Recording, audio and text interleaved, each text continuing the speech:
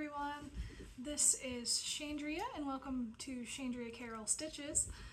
This is my channel where I mostly talk about cross stitch, occasionally some other crafts, as well as books, video games, whatever floats my boat.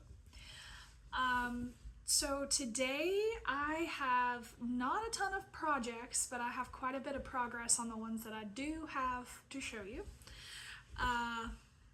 I have books and a video game I want to talk about. If that sounds great to you, let's get started.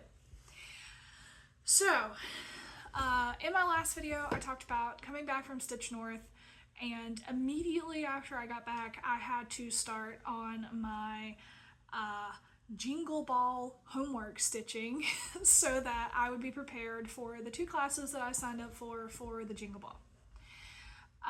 So I have last year's finish. I took a class last year with the Frosted Pumpkin Stitchery. It was called Season's Greetings from the Fox Family, and it looks like this.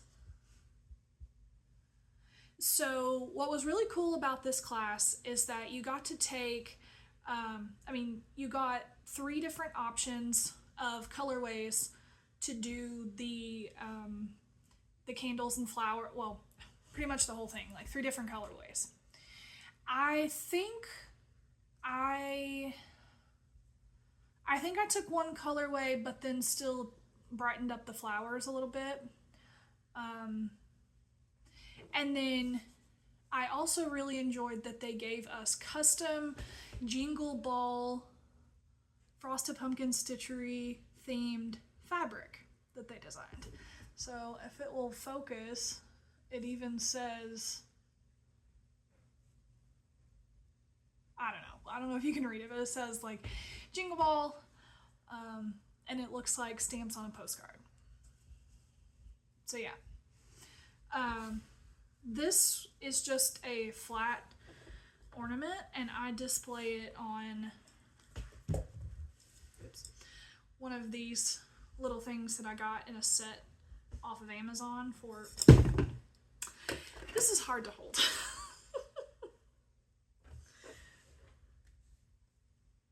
And it's still falling. It sits on there just... There we go. Now I'm finally holding it right. Yeah, so... just sits propped up. So anyway, there's a story, there's a point to this, I swear. There is a lot of lore and stories that the Frosted Pumpkins like to do with stuff like that. So the whole thing is there's Coulter and Clementine, the foxes. They have a son named Cooper. I know that Michaela of Cinematic Stitches just stitched Cooper with like a Christmas cracker ornament from the Bauble book, which I think it was last year's Bauble book. I'm not sure. And she had mentioned the lore, and so I wanted to talk about that just a hair. So yeah, anyway, they come out with like stories for these. You can do the 2 fox portraits. You can do the ornament that Michaela Cinematic Stitches did. And then this year, you can do the badger, who is their portrait artist. It's amazing. So I'll pop up a photo of what that looks like. And this was a new start for me since I didn't have that started last time. And so here is where I am at on that. It is precious. And I don't even have, you have backstitch little gold glasses, and you get to backstitch his whiskers. I think he is almost done. His name is Bryson Bentley Badger. He is almost done, but I have like the outline to go around him. Let me see where I'm at.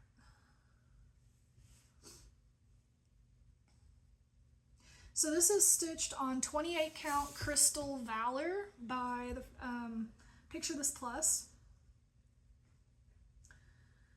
I have stitched 1,676 stitches out of 2,579, putting me at 65%. The needleminder is also by the Frosted Pumpkin Stitchery. I got the kit because I didn't want to have to deal with getting it up myself. Even though it's all in DMC, I mostly really wanted that needle minder. I love their needle minders. I have a big collection. So that I'm so excited. I've been working on that one at lunch, on my lunch break. So since it's smaller, I've been able to get some good progress in, even just stitching an hour on the days that I go into the office. The other one though, holy cow. So I'm also doing, and again I got the kit, this is Festive Forest by the Blue Flower. I'm doing this class on how to finish. So this is what it looks like, but when you finish it, it finishes like this. Here is a top down. I don't know if you can really tell, but yeah. So this thing is ginormous, a lot bigger than, to be honest, I thought it was gonna be. It is 11,568 stitches. I'll pop up a photo of where it was last time because I did actually have this one started in my last video. It was just a small start, but and then I've put so much work into this. Here is where we are now. So sorry about the lighting. I'll have to close the blinds here in a minute. So I have these two sections completely done. Then I started really filling in these two. I went through and did the whole outline. The middle was in here, so I did all of that. Then I did both of the outlines on the ends, and then I started filling it in. So here's where I am. So we've got the deer, we've got a squirrel, and we've got a fox. There's also an owl in this one, and some sort of bird. I think it's a ptarmigan. And then I don't honestly, oh, I know that there's a hare, a rabbit on this side, but I don't, and a cardinal. Don't remember what else though.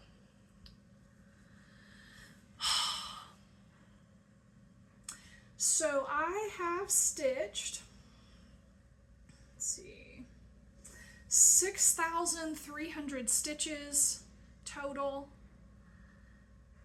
putting me at 54.5%.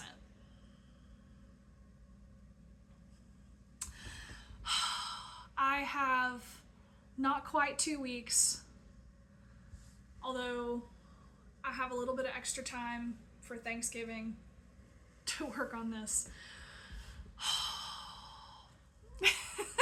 It's been a lot. Let me tell you what this is stitched on. So again, kit. So this is 32 count cypress linen by Fiber on a Whim.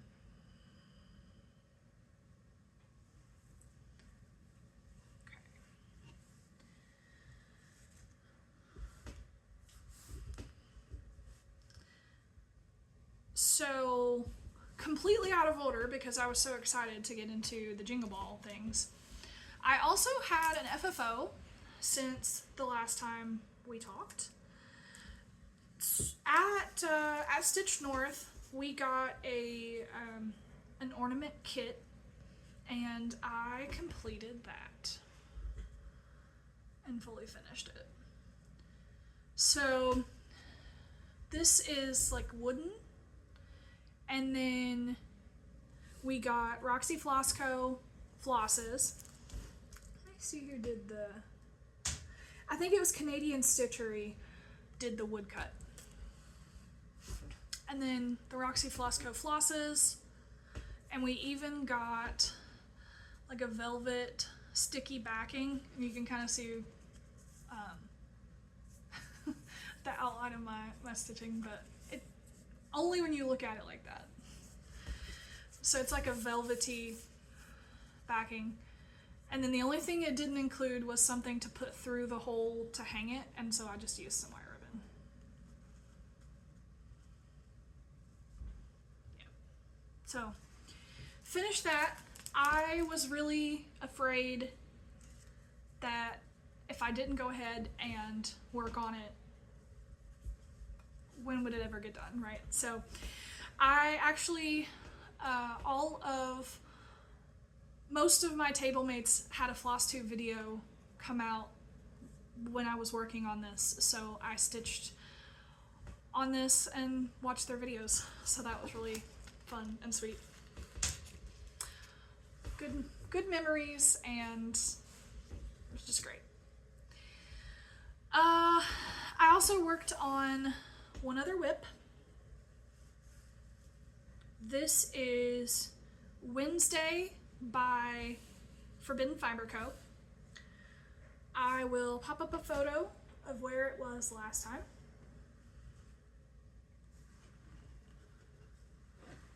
And then here is where we are now.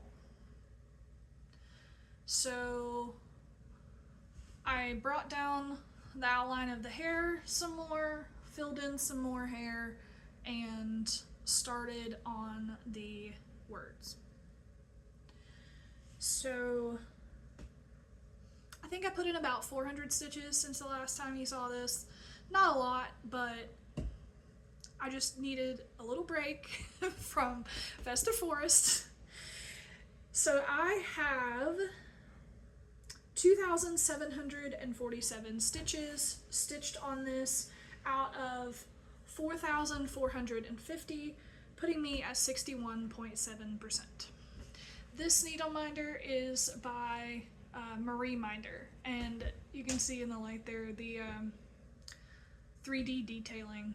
This is like polymer clay. It's stunning, and it even has like a snowflake or some sort of cute little backing on the backing magnet. This is stitched on 16 count Finnian Aida by Seraphim Fabrics.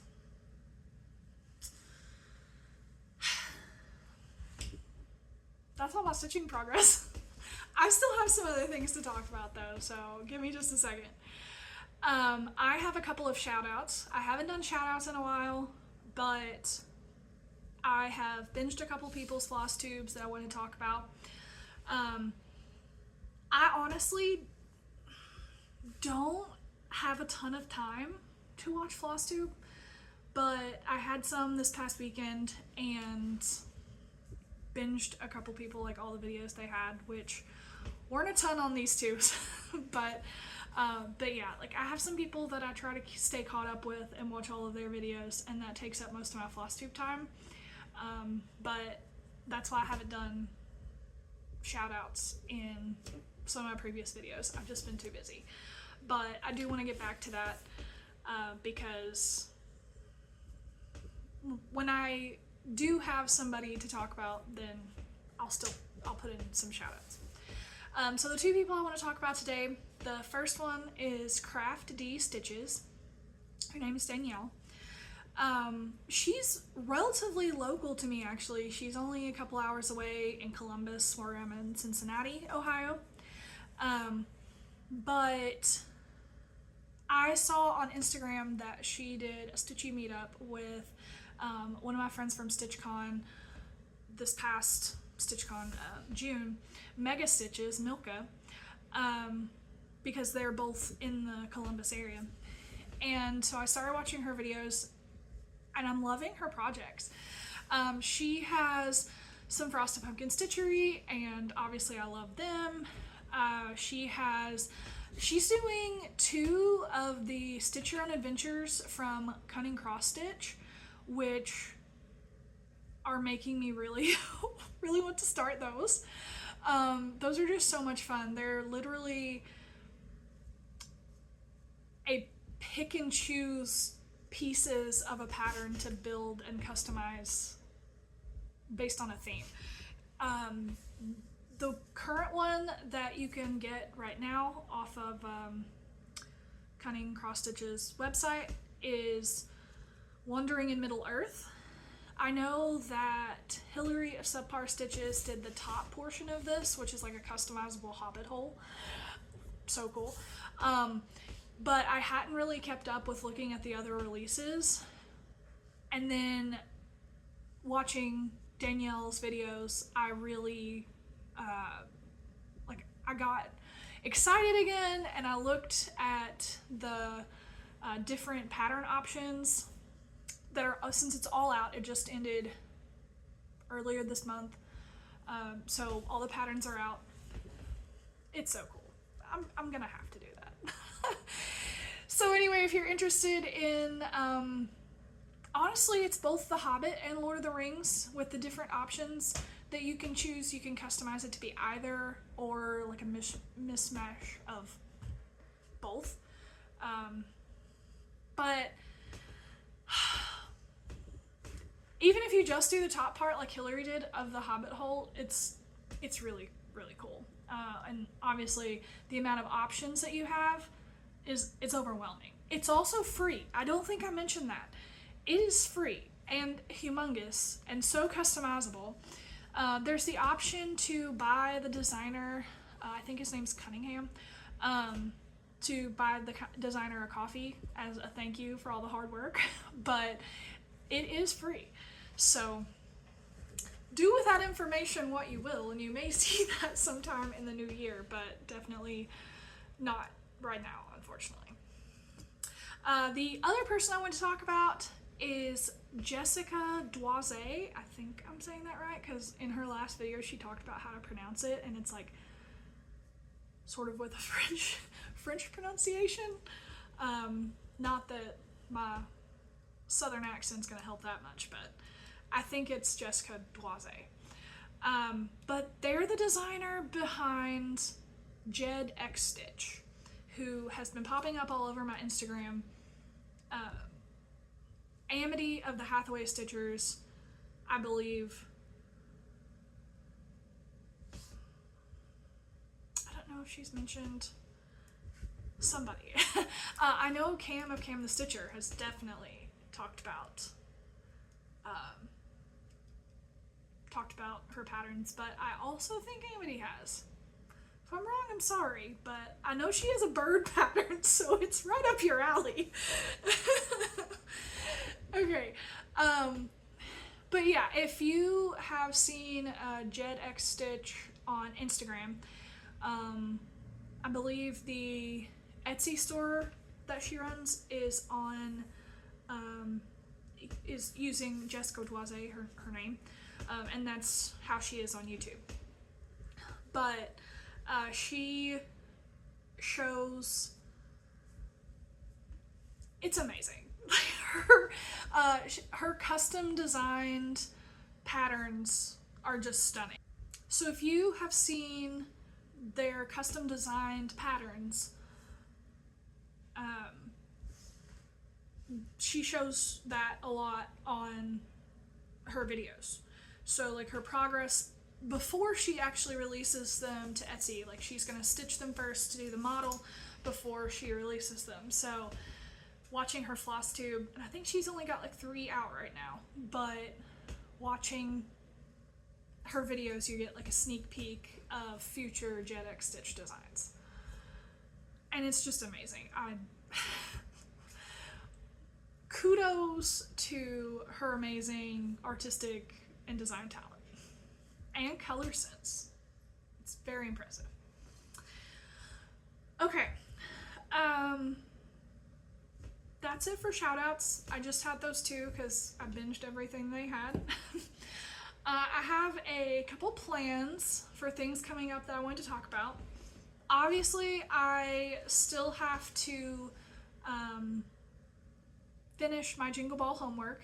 That is priority number one. I really want to get those done. So that's step one. But since we're having a holiday weekend and I really don't want to get burned out, I would rather be late finishing Festive Forest than get burned out forcing myself to work on it when I'm just fed up. So I mentioned Stitch North a couple times, but there my table mates and I all decided to start a pattern, well, start a sale together.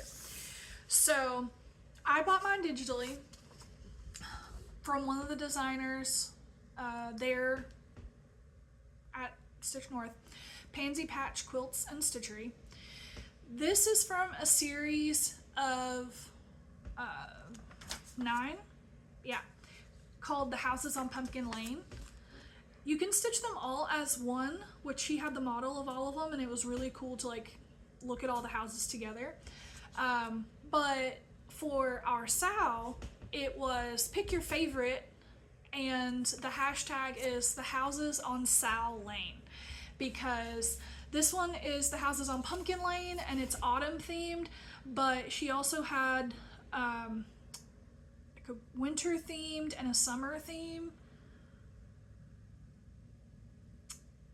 I think it was summer. I know it had I know there was one that was like with bees, so I think it was summer, maybe spring, but the Christmas and fall ones were my favorite. But so this is the one that I chose, all that to say. It's called Candy Apple House. I just adored when I first saw this, I thought that was like a cauldron or something. I didn't see that it was a wheelbarrow, and so I was like, is that squirrel like making a potion or something? Because that's awesome. Well, no, I was just blind, but it's still adorable. And so you've got this squirrel who's like putting nuts in a wheelbarrow. You've got this black squirrel up here on top of the house, and I like the colors in this. So I know that Michaela of Cinematic Stitches and Erin and Amity of the Hathaway Stitchers went through and put together a Roxy Floss Co. conversion, but I looked at like the floss list, and I really thought that I had most of the colors at home, so I just didn't want to do that. Well, turns out I had a few of the colors at home, but I went through and pulled a random, I'm gonna have to close those blinds, like a random color conversion with Floss from Stash. I'm not going to mention all of those, but I'll talk about them more when I actually start it. And I've decided to do that on this blue color. So this is 36 count Lagoon by Fiber on a Whim. This is actually what I'm stitching Deadly Aquarium by Lola Crow on. But I really just like the blue as like a sky. It's stitched on Dirty Teacup, I think. Yeah, Dirty Teacup by Needle and Flax. So it's in the photo, which I'm sure has like higher contrast, but it mostly just looks white. But it was between this and Sea Spray by Seraphim, because I wanted like a blue sky, crisp autumn day, just that, the way this looks, it screamed autumn to me, and I wanted like an autumn sky background. So that's why I chose this color. and I think all my colors will pop. The good thing about doing a stash conversion is if something doesn't work, well, I'll just pull a different color. So I really want to start that while I'm off for Thanksgiving this week. I have a couple days off, and I'm on track enough with Festive Forest. I put it into Stitch Pal, and I need to do about 400 stitches a day to get it done by the day of the class. And that's doable, especially with some of the days that I'm home. I'm able to do more than that. So on the days that I do a little less, then I'll make up for it on the days that I do a little more. So anyway, I really think I'll be able to get at least like a 1-day start on that for the holiday. And again, as soon as I got home from Stitch North, and I didn't start it there with everybody else because I wanted to pull the fabric and floss I already had at home, and then never got around to it because I immediately started on Jingle Ball stitching. But that's okay, but I want to get it started so it doesn't get forgotten about. And then for other plans, as soon as the Jingle Ball's over, at this point I'm not going to go back to autumn. Unfortunately, we've just missed that train. Well, I like to stitch in season, but I'm not exclusive to stitching in the season, so it's fine. I will stitch more Halloween later. I'm just gonna go right into working on some of my Christmas things. So I've got a few things that I want to start. One of them is this Canada Goose Mill Hill that Erin and Amity gave us at Stitch North as like a table gift. So I really want to work on that. Again, like it's really nice to work on stuff like this because you think of the people that gave it to you while you're working on it. So I'd like to work on that. And then I really don't want to start. There's a couple things maybe, but for the most part, I really want to focus on the Christmas whips that I already have. I have some small ones that I started and just didn't get back to last year that I would like to finish. And then I have quite a few medium to large ones that are not going to get finished this year, but I'd like to get some good progress on. So I'm not going to pull those, but that's sort of what you can expect to see next time.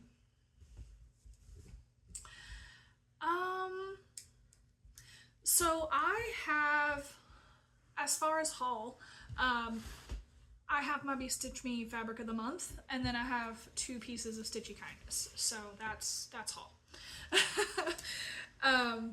The BeStitchMe Fabric of the Month for this month, I'm in the alternating color and neutral club, and this is Sandollar 32 count linen.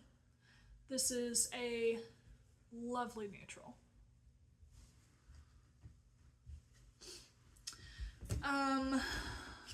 Speaking of Erin and Amity of the Hathaway Stitchers, they went to Colour&Cotton for a stitch day, and I talked about going with them and ended up going on a trip to Chicago with my husband that weekend instead. But they are the sweetest humans ever and picked me out a little floss pack of my favorite colors, which are like blue, green, and silver. So how sweet is that? And then also, Jenny of the Quilt Junkie, she's just so kind and generous. She sent me, my birthday is the Tuesday after Jingle Ball, December 10th, and so she sent me an early birthday present. Look at this. This is like a stitched, it says Scrappy Birthday, like a stitched card. That's adorable, and so I'm pretty impressed. And then she made a project keeper with her logo and a bunch of like fabric scraps in my colors. So it has this so you can close it, and on the inside she also included my first ever Pirate and Robin floss, which is exciting. You could put 2 small projects in this probably, or 1 larger project. I will probably put 2 small projects. But thank you so much. I really appreciate it. I'm in awe of your sewing skills. I also love how like cushy this is. I don't know what foam you used, but it's very squishy. Fun. Let's see. That is it as far as stitchy things. I'm going to talk a little bit about what I've been up to in my personal life, and then I'll also go over some books and a video game towards the end. But if you were just here for stitching, thank you so much. I really appreciate you. Go and be free and have a wonderful day, week, month, and I hope that your stitchy life is kind to you. So for my life update, I have done a little bit of traveling. So that first trip that I mentioned was I went on a trip to Chicago.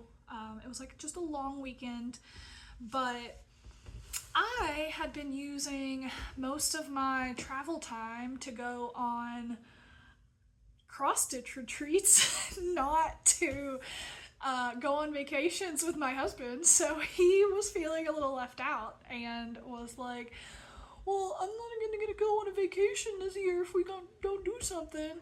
So we had originally planned to go to the Biltmore Estate in Charlotte, North Carolina, and then Hurricane Helene happened. So we ended up having to have a last minute change of plans, literally like the week before, have a last minute change of plans to something that was easy for us to get to, because at this point we didn't have a lot of planning time. So we ended up doing Chicago. The biggest thing for us is that we wanted to see some museums. So we went to the aquarium, and I'll pop up some photos.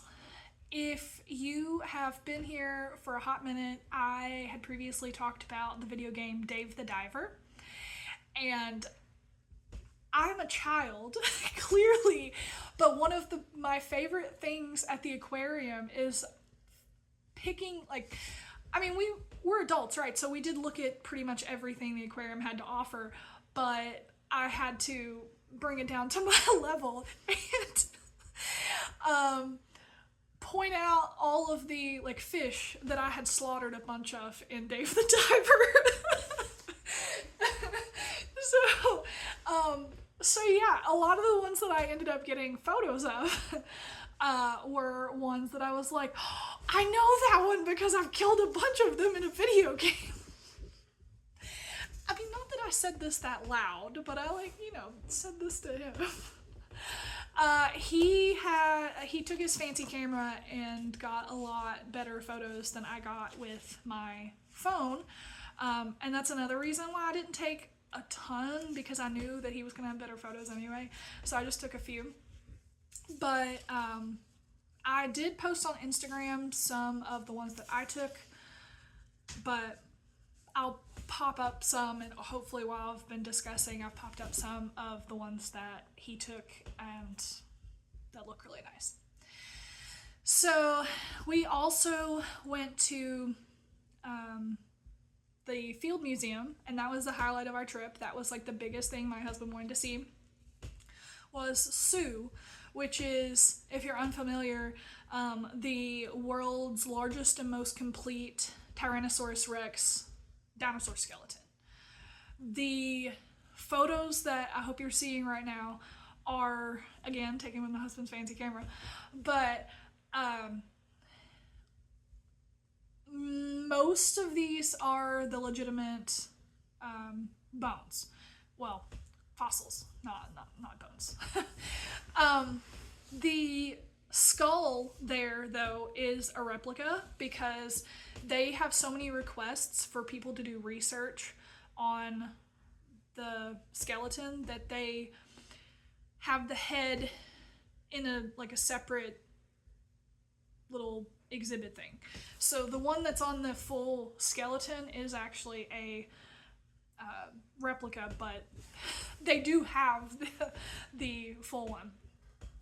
If you have seen, and we heard this while we were waiting for the room to clear in between little showings of a light show that they do around it, we heard some group getting a tour, and the tour guide was like, if you've ever seen one of the traveling Sues, you haven't actually seen Sue. Because any of the traveling, I think there's at least 2 traveling Sues that go around to show the skeleton, and those are replicas. He made clear to say that. So if you've seen one of the traveling Sues, I mean, it's a replica. You're getting, I don't know if you can really tell the difference anyway, but anyway, he was very, very clear to be like, oh no, you haven't seen it. It was funny.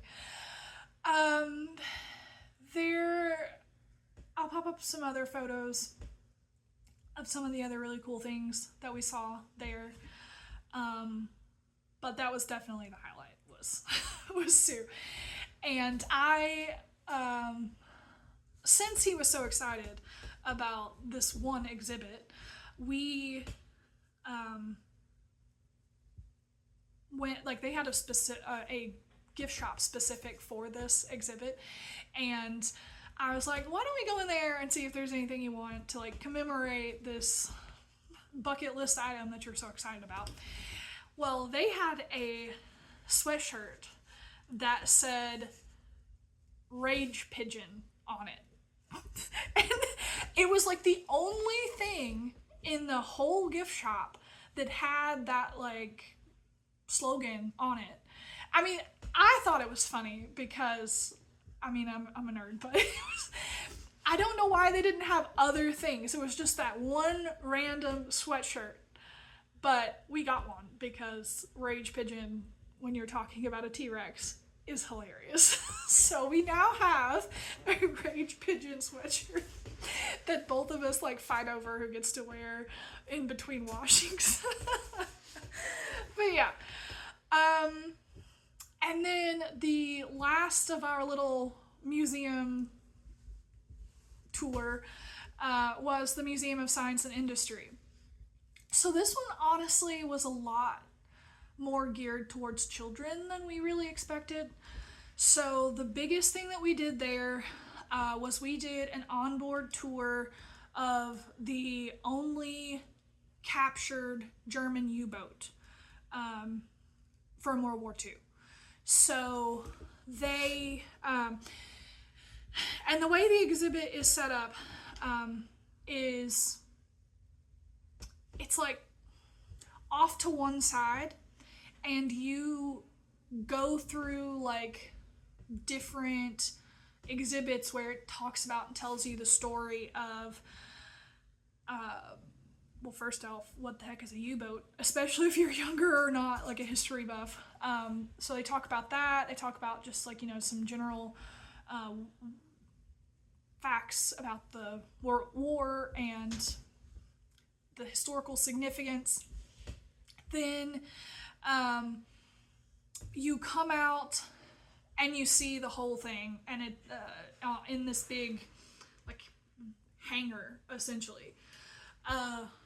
And I'll have photos as I'm talking of that. The free portion of the tour, you get to see all of that. You can go down and get up close to it. You can see replicas of some of the onboard stuff that they have pulled out and explained as you walk around the submarine. But we did an additional like paid add-on tour where you get to go on board. So they've restored a lot, and they have like they cut out a wall so that you could get in instead of like crawling down a hatch, that sort of thing. But they have done their best to restore everything to how it would have looked other than some of those caveats. It was super cool. I mean, it's the only one, so it's not something you can do everywhere, but it was really, really cool. I talked a lot about how this helped, like a turning point in World War II, essentially.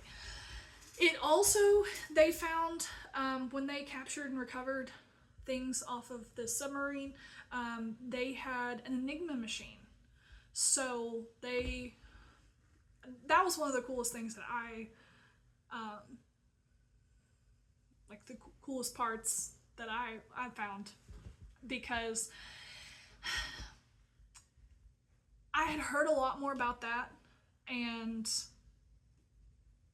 I don't know, it's just fascinating. And so seeing one of those, like a real one, was really cool for me. I talked longer about that than I expected I was, but let me also talk about one other little trip. I took my grandma and her sister-in-law to Colorado to go to the hot springs. I go just about every year. I have a friend that lives in Denver. They introduced me to, it's called Glenwood Springs, Colorado.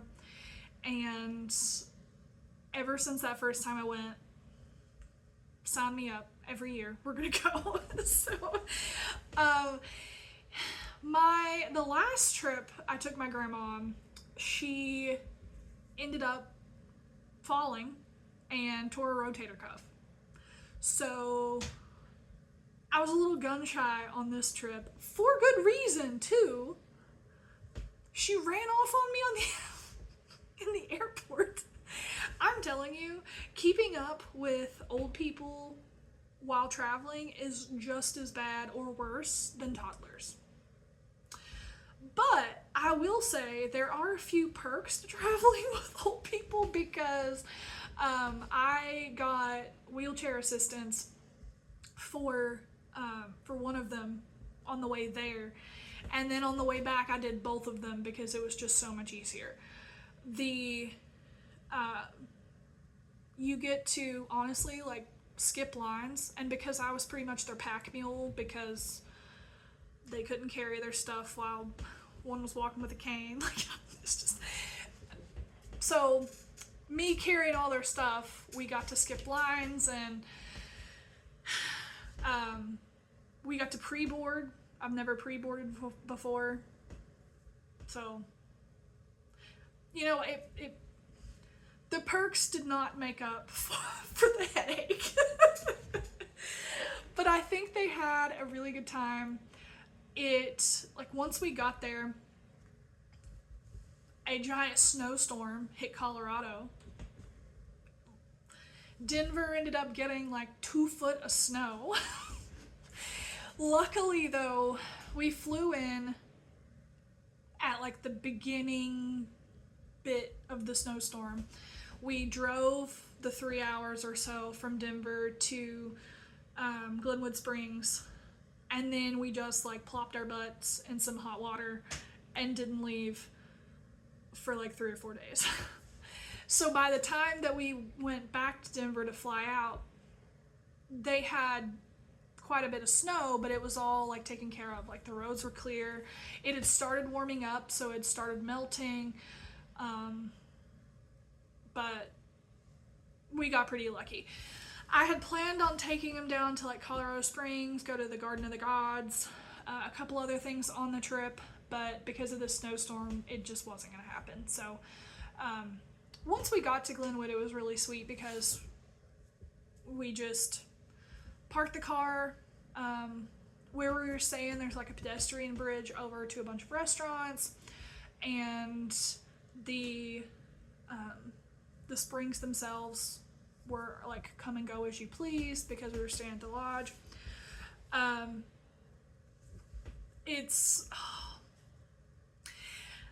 They were so cute.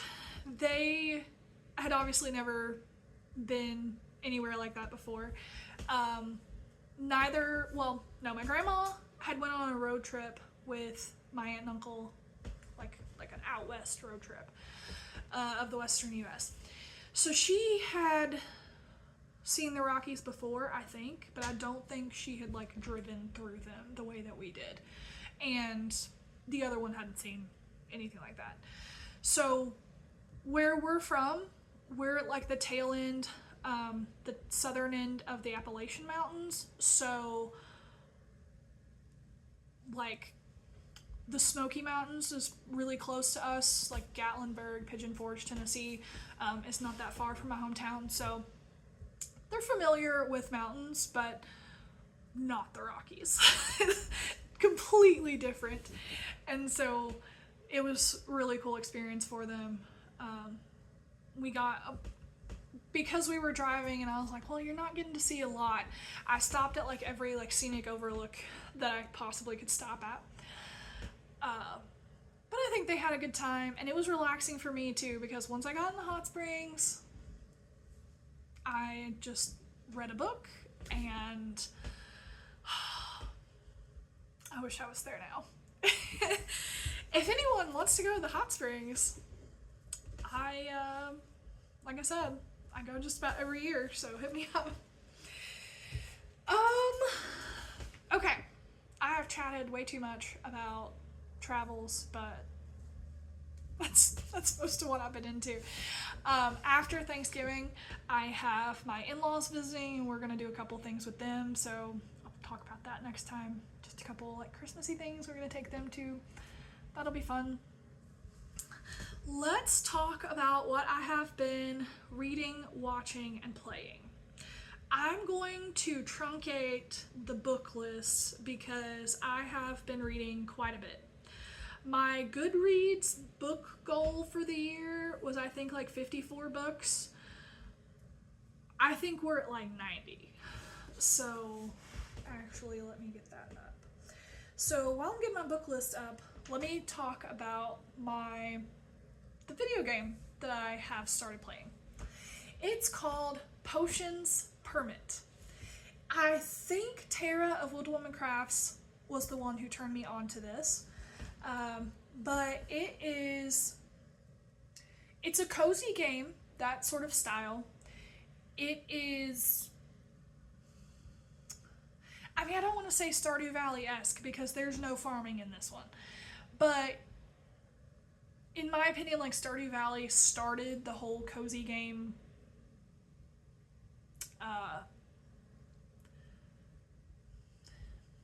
resurgence. I mean, I think before Stardew Valley there was Harvest Moon probably existed, but there wasn't a ton of games like that.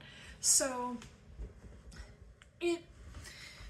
you are a chemist from the capital. Don't know a capital of what, but it doesn't matter. From the capital, who is sent to this kind of like small island village, and you are supposed to help heal them. So the mayor's daughter is sick, and their witch doctor hasn't been able to cure her. So he gets desperate and sends for a chemist. They had had a previous incident with a chemist before, and I'm still learning about what happened, so I don't even know yet, but it obviously hints that things went south, and they don't like you. So you start off like none of the villagers trust you. You have to do things for them to gain their trust and respect and friendship. So there's that whole aspect. There's like a healing aspect where you have like a little clinic, and every few days, it can be every day, but I think it's kind of randomized, what villager, what ailment, and what potion you have to make for the ailment. But anyway, so like there's like a healing component where you have to make potions to cure them. And then there's like the foraging, gathering, exploring component. And yeah, it's a very cute, cozy game, and I've really been enjoying it. I honestly probably shouldn't have started this while I needed to be working on Festive Forest, but I couldn't help myself. And I'm glad I did though, because it's very relaxing and I'm really enjoying it. Okay, books. Like I said, I am going to truncate the list because I know that I have read quite a few. Let's start with one that is like an older classic. This is Fledgling by Octavia Butler. And this is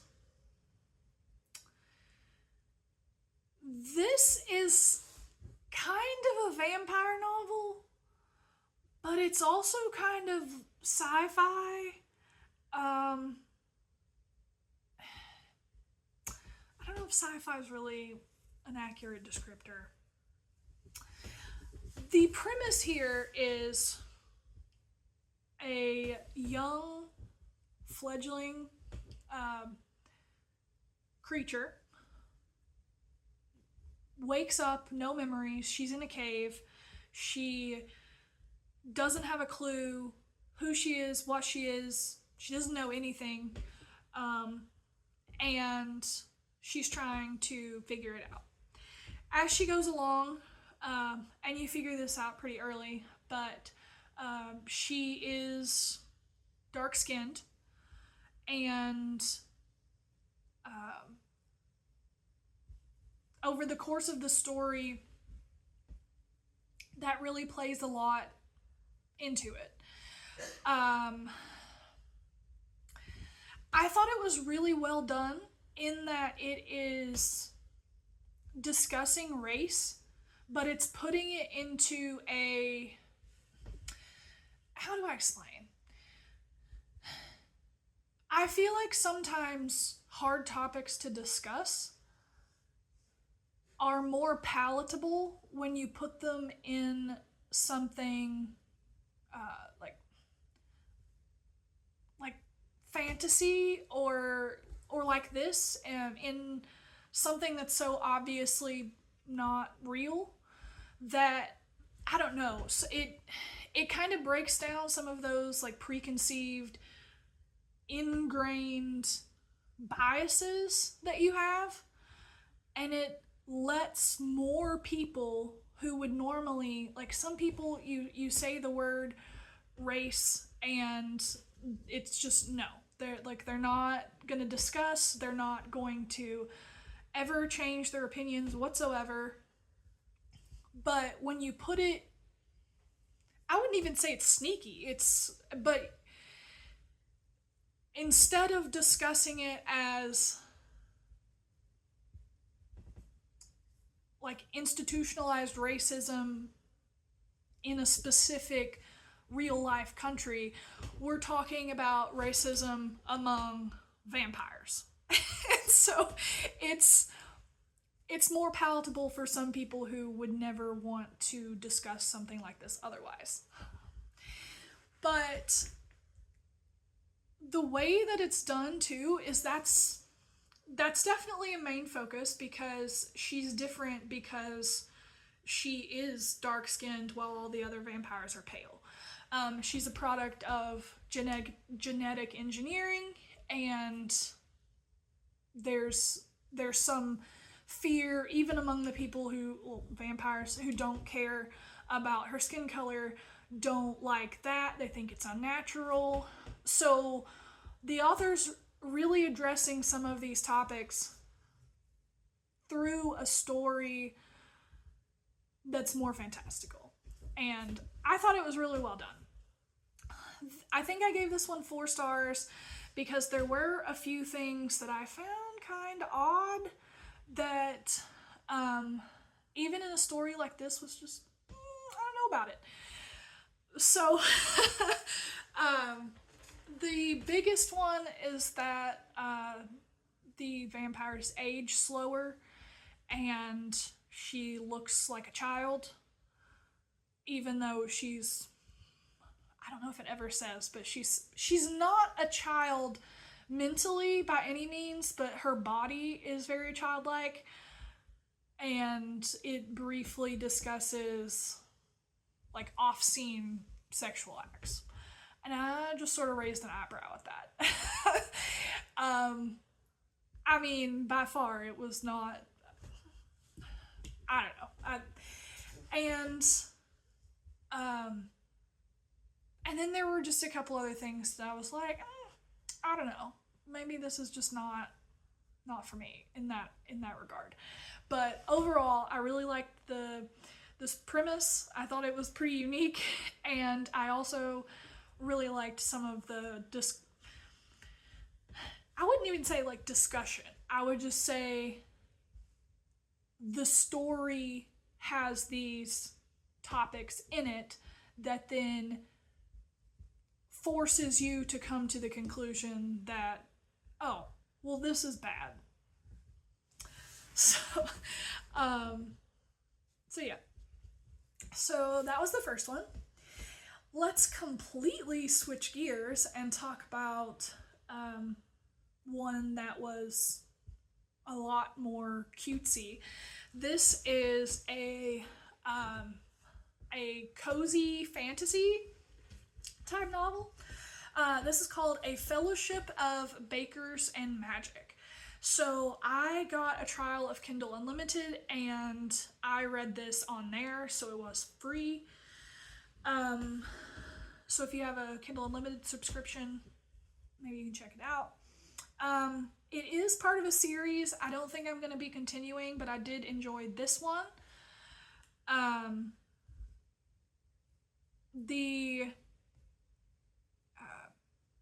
So the premise of this one is you are in like a fantasy world with like dwarves and elves and other magical creatures, and the main character is a magicless human.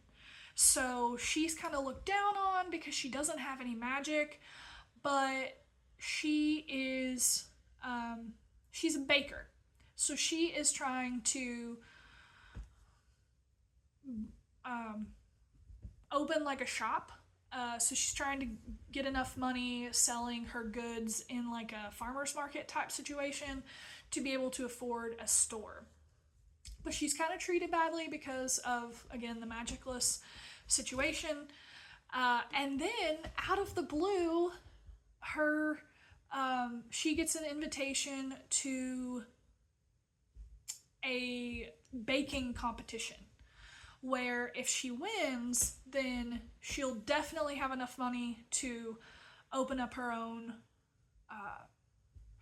shop, and most of her problems will be solved.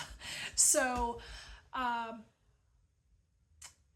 she is afraid because there's never been a human in the competition before, because even though it's not that they're not allowed, they always find a reason to disqualify them for some reason, so she doesn't really expect to win. She's just afraid. She's afraid of taking that step and going for it when there's such a high risk of failure. But she ends up going for it. It's really cute, sweet. There's a little bit of romance. I don't really think there was any spice in this, though. Yeah. I gave this one 4 stars because it was really fun. I read this one in the hot springs, so that was it was an easy read. Yeah, it was a good time. Alrighty. Next, I read, and this is a fun one. It's called Dead Silence by S.A. Barnes. This is a space mystery thriller situation. I read this one around Halloween time. I really enjoyed that one. The premise of this one is that there is a small crew of essentially they're like your satellite TV service technicians, but in space. So they're like at the outer edge of this web of satellites, and they do like repairs in their area, but it's becoming obsolete. They end up hearing a distress call from a ship that had went missing years and years ago. Because they really have nothing else to lose, they go ahead and go check it out. Shenanigans ensue. It really leaned into the... I've read one other by this author, and that one really leaned into the psychological of, am I just crazy, or is all of this really happening? Like, the main character really didn't know if it's all in her head or if it is real. And this one did the same thing. I mean, it's a different story, but they both had really similar vibes in that aspect of the main character not really knowing, is it real or am I just going crazy? And so I thought that was really interesting. I'm honestly not sure which one I liked better. I think I liked this one better than the other one that I read by this author, which I don't remember the title at this moment. But I have read one other. I think this one... no, I don't think this one was new. I don't remember. And then I'll talk about one more because we're pushing time here. So I read Dracula by Bram Stoker.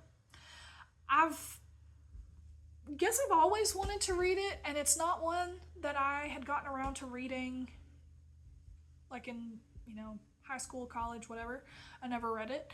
I listened to the audiobook of this. It was an Audible audiobook, so it had Tim Curry, it had Alan Cumming. It had some good voice work in it. I enjoyed it after I got past the first bit. The whole, maybe first third, I was so bored. I can see why they leave that out of the movies. It's essentially,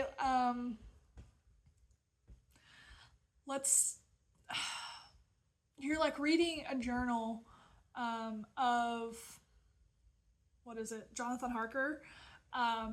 His journal as he goes to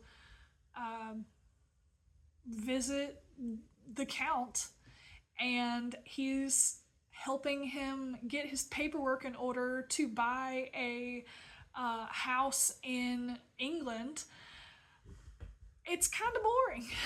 But once you get past that, once everybody is like back in England and the good stuff happens, then I really enjoyed it. I really enjoyed the layers of tie-ins, of the way that it's set up is it's like letters, journal entries, newspaper clippings, that sort of diary entries, that sort of thing, and it's all compiled. And some things will be mentioned and you're like, what on earth does that have to do with anything? And then later on you find out, oh, that's what that had to do with the rest of the story. So I really enjoyed that.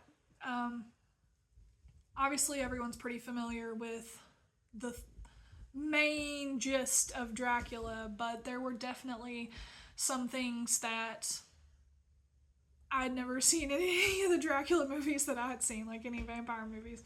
But it was definitely worth a read, but make sure that you just got to get through the slog of the beginning, and then it gets good.